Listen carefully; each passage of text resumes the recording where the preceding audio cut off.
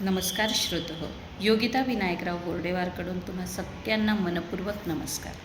आज पुन्हा एक नवीन कविता आपल्यासमोर सादर करते आहे आणि त्या कवितेचं शीर्षक आहे स्वप्नांची थैली. स्वप्नांची थैली.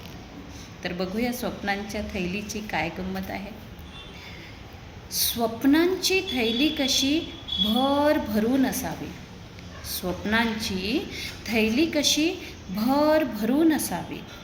सत्यात यश मिळावे म्हणून स्वप्नात रंगवावी नाटक. सत्यात यश मिळावे म्हणून स्वप्नात रंगवावी नाटक.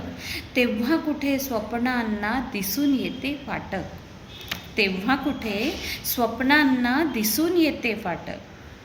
यश येईल हाती म्हणून रोज करावी तालीम. यश येईल हाती म्हणून रोज करावी तालीम. जाणते की यश काही इतकं सोपी नाही.